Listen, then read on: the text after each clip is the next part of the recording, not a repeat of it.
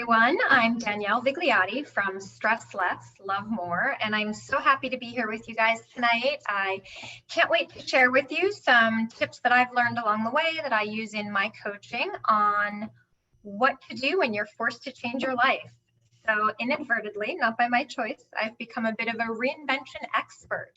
Life has thrown many curveballs at me, and I have been forced to stop and start and relocate and reinvent. And I wanted to talk about this topic because I feel like it's very relevant with where we are in 2020. So many of us are struggling with change, really just not comfortable in the uncomfortableness that we're forced to go through, and at a point in our life where we're really challenged to figure out how we're going to go forward, what we're going to do, and who we're going to be after this. So as a subject that's very near and dear to my heart, it's what I really wanted to talk about for my aha moment. Because at my biggest struggles, there were some really keystone things that I learned that have helped me through the different traumas and changes I've experienced, and have really served me well through 2020. And I think the one thing I definitely always like to lead with is get comfortable in the uncomfortable. And I know that sounds really cliche and is a really hard thing to accept, because if you don't like change, you don't like change. You're going to resist it.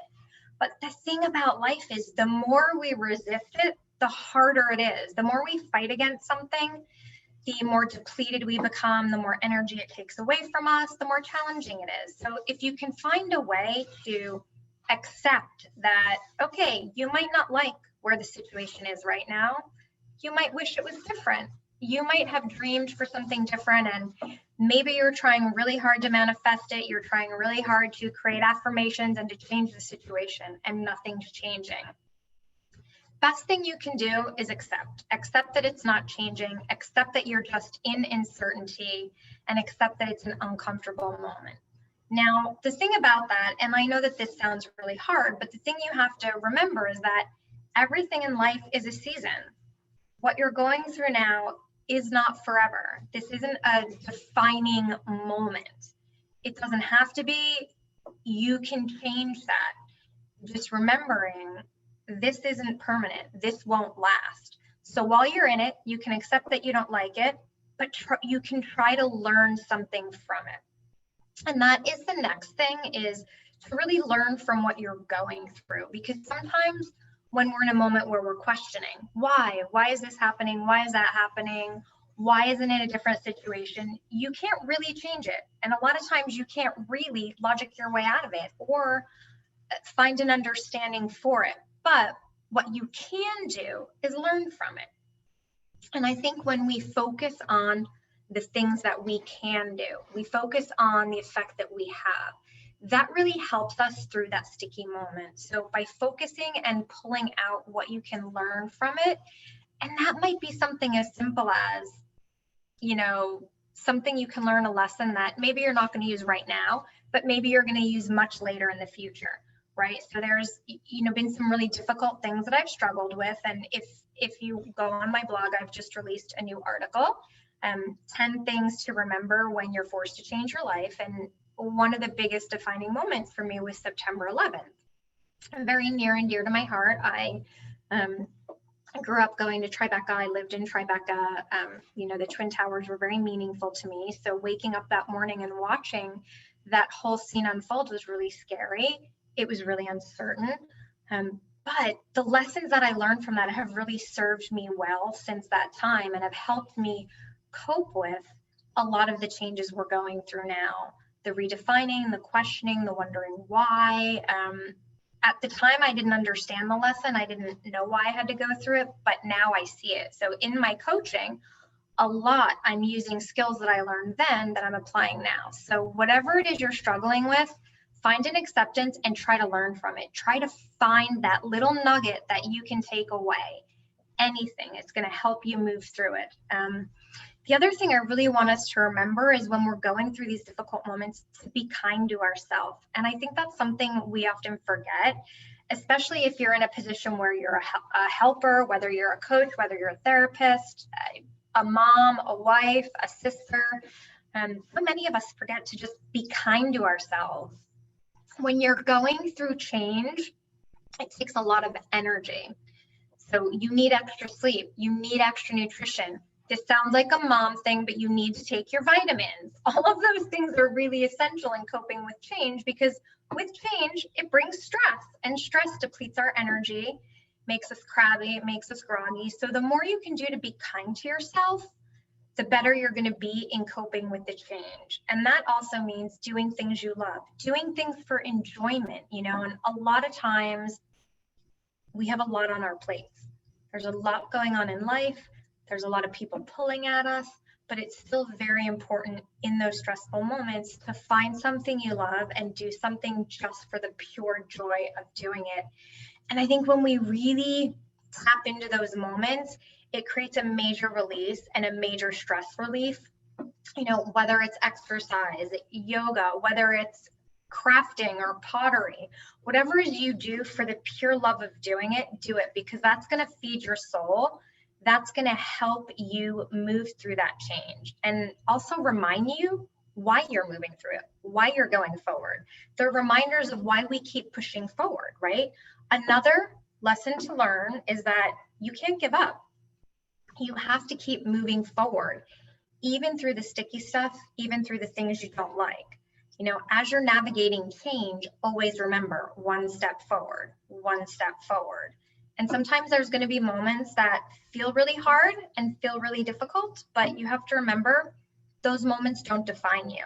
Those losses in life don't define you. For those of us struggling with job loss right now, that does not define you. Your job does not define you. Your title does not define you. Where you live in life does not define you. What defines you is how you react to those things. How many times you get up and continue forward on your journey, continue finding that next success. Just that wherewithal and that strength to continue going is so important for right now. And, focusing on the things we love, remembering that this is just a season, it's a time, and this too will pass. Those are things that are going to help you navigate the change. The change is uncertain. There's no escaping that. There's no point of fighting against it, because you can't remove the change and you can't stop the change. You can accept it. You can focus on the things that you can impact. Like they say, do what you can. And sometimes if doing what you can means going for a run, then that's great. That is a positive thing, and celebrate that, because you've taken time to do something healthy for you. So all of those little things that we do on a daily basis, whether it's getting up, taking care of our house, taking care of our families, getting to work, getting to that Zoom call on time, may seem like little things, but in challenging, stressful moments, those can actually be really, really big things. So I want to encourage you to celebrate the things that you are doing. Be kind to yourself, love yourself. Another thing I like to say is to lead with growth. Again, we're going to look for the growth opportunity in each situation. Try not to focus on what's holding you back, what you can't do. Focus on where you can grow, where you can learn.